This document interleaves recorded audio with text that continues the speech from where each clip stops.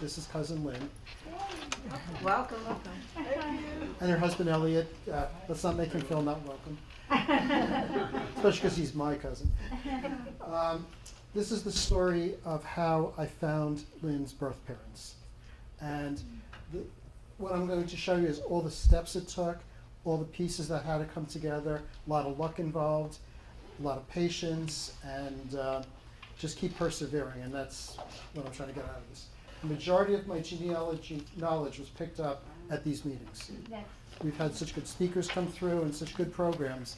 That's why I encourage everybody to, persevere and come through and work through it. So who is Cousin Lynne? Second cousin Elliot's wife. I know, I'm going in circles here. Lynne informed me during our get-together in 2014 that she was adopted and was interested in finding her biological family. Hey, I'm gonna let that one go. Challenge accepted. Lynne, this is for you. It's gonna be the first time you're gonna hear your life story with all the pieces and processes that went into figuring it out. So Lynne knows bits and pieces, she knows a lot of it, but she doesn't know all that went into it. Lynne's background in early years. This is from her adoption papers, which very fortunately she had. She was born Judy Freeman in the Bronx. Sorry, Lynne, now they all know your age.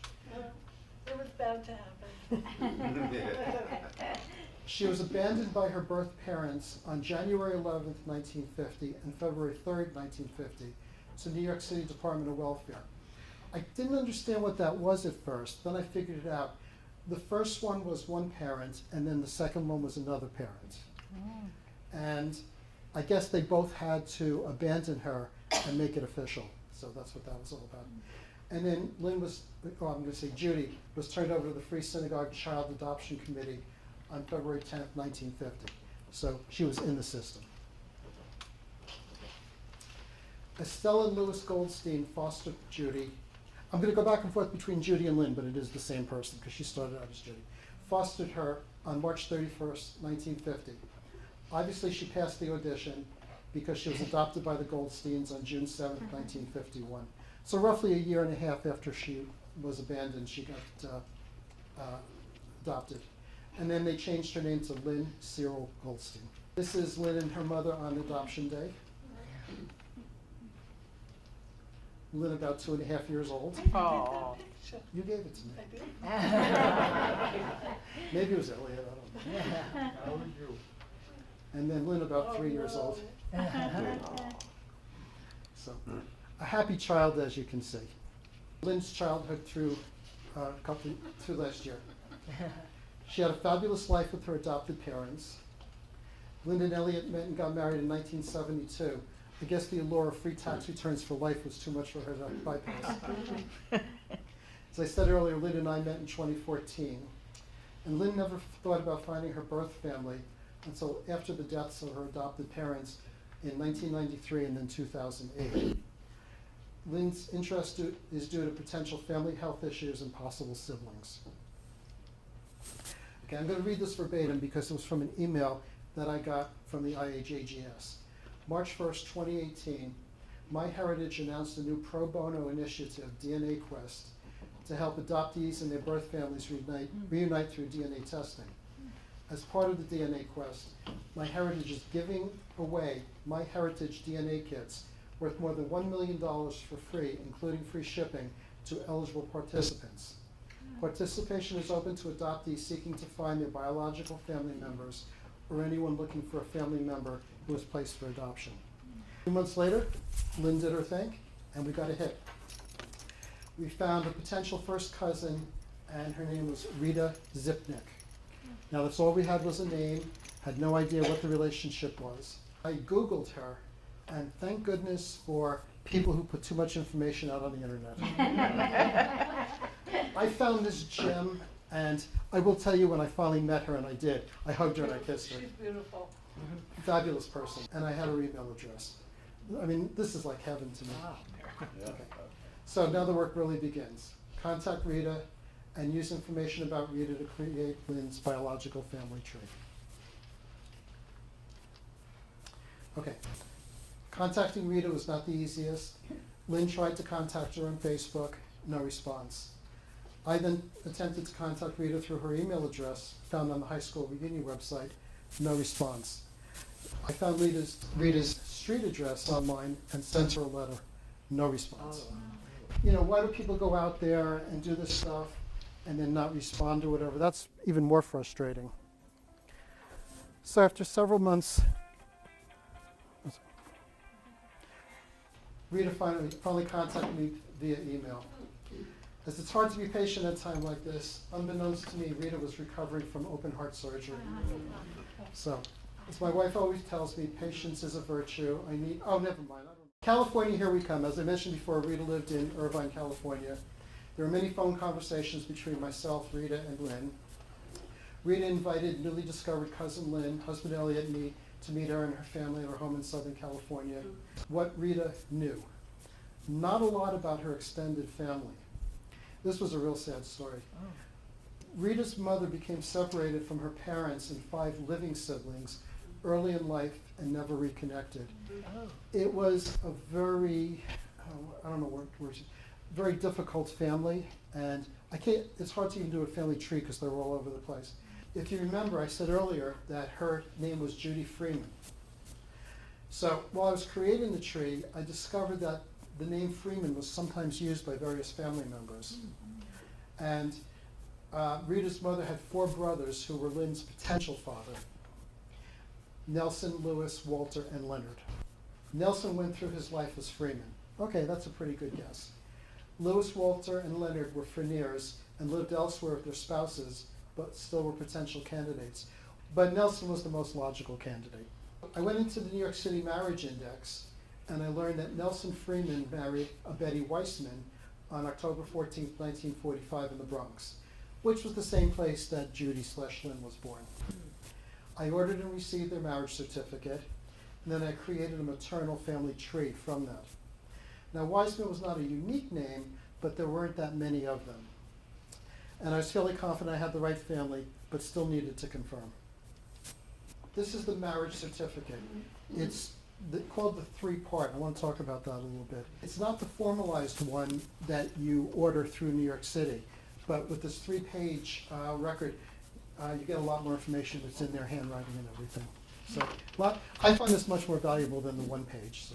Now this is Lynn's biological maternal tree. This is Lynn down here. On Find a Grave, I found a Betty Weissman. And if you remember, I said a couple minutes ago that Nelson Freeman married a Betty Weissman. So I found her buried in Riverside Cemetery in New Jersey.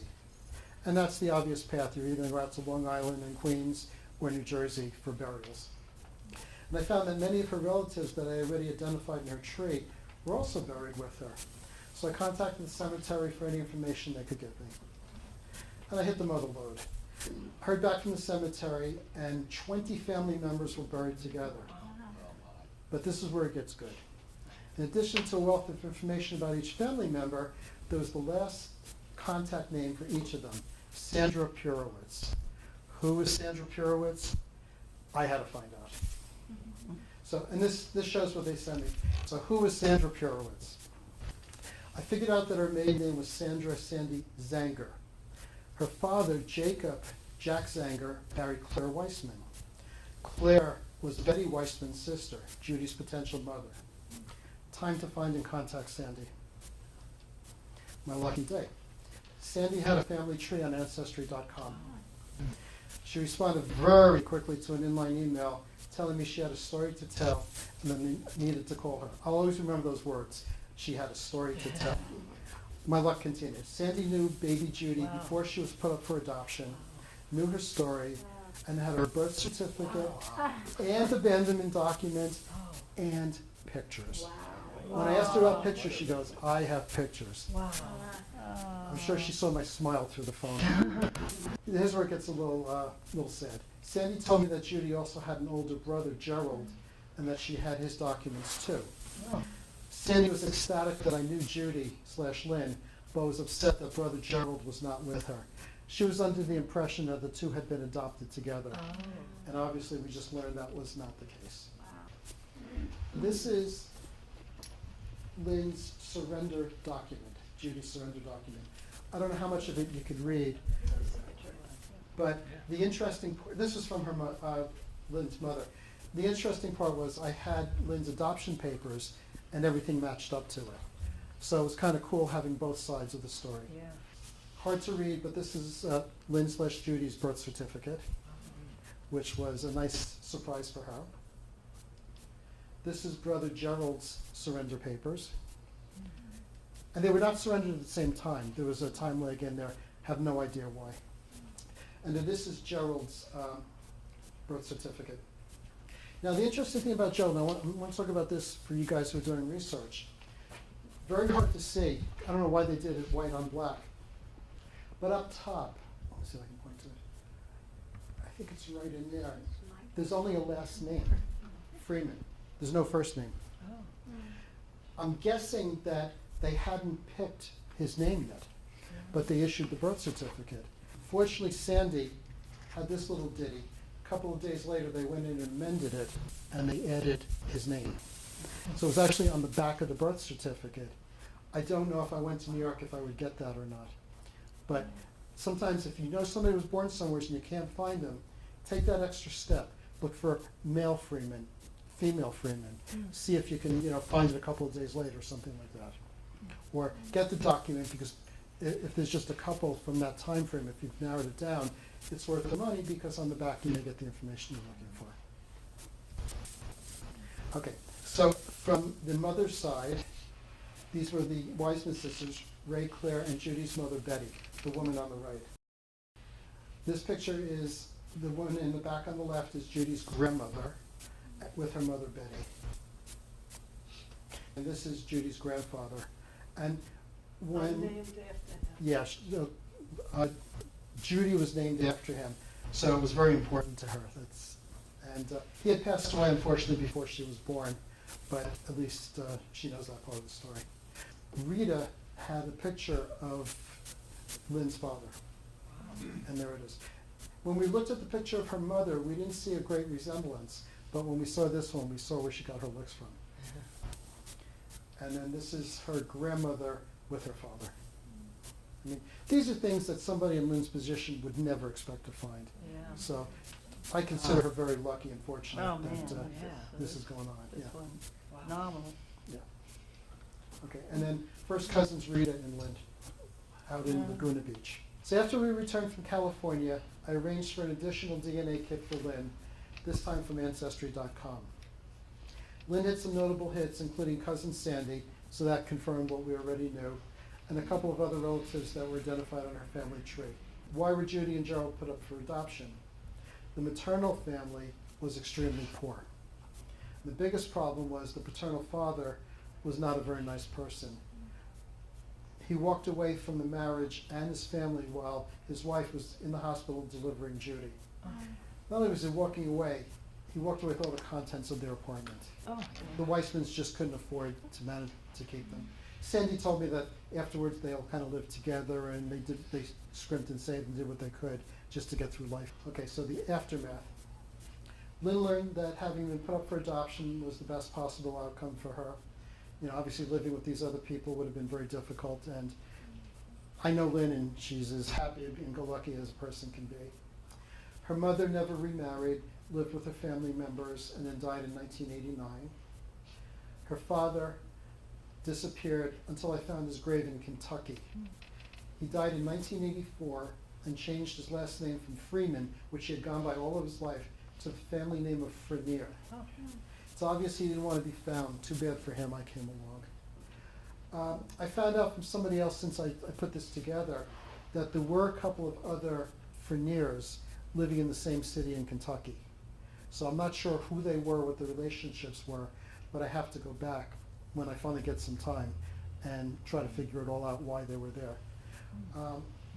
Betty and Nelson never divorced from what Sandy told me, but it states he was divorced on his death certificate. But lying in that family didn't seem to be a problem. And Betty was buried under her maiden name of Weissman. I don't think she wanted to acknowledge what she had been through. And finally, based on their early deaths, Lynne accepts that there was never really a chance for her to have met her parents. because they died well before her parents, her adopted parents died.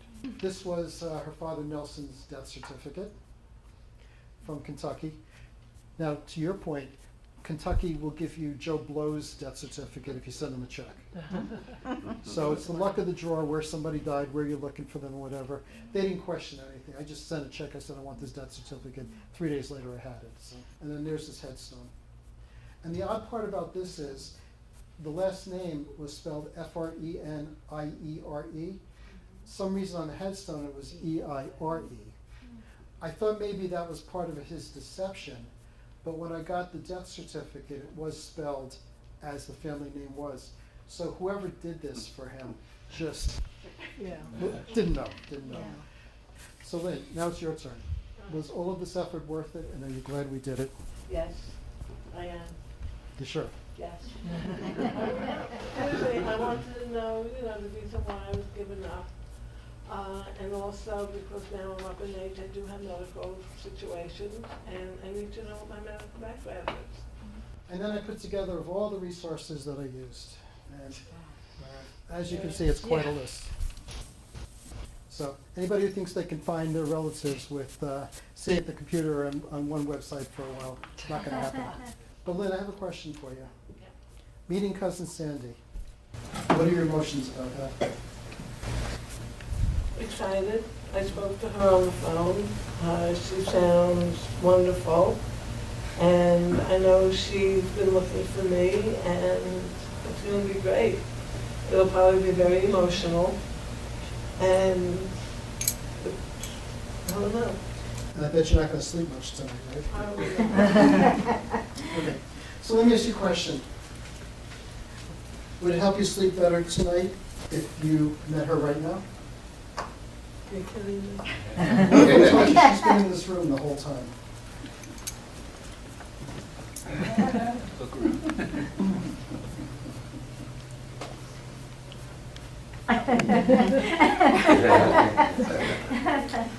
Is she here? She's here. Sandy, would you like to stand up?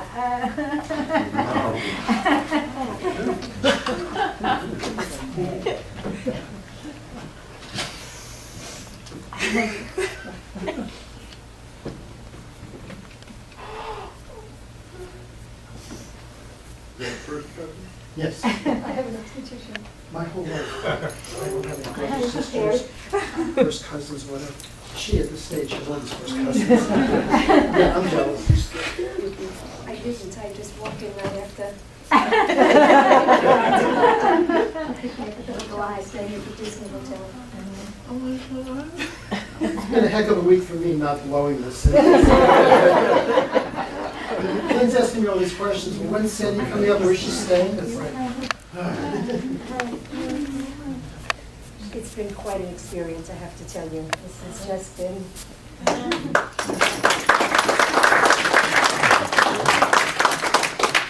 And of course, when Dave called, we had quite a conversation. And I called my brother and I said, you're going to get company. Here's the number, please call. And you're going to meet your first cousin. And my aunt, my family would be really very happy to know this. I don't believe I ordered the DNA kit from Ancestry.com months ago, and I had it sitting on the counter, and I kept looking at it, just as Lynn did, looking at it and looking at it. My husband said to me, throw the damn thing in the garbage already. You're not going to do anything.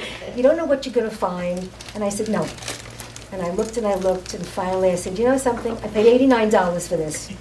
So I opened up the kit, I spit where I had to, and I sent it off, and waited, and a telephone call, and an email, and that's how Dave and I got together. Nice job, Dave. I am.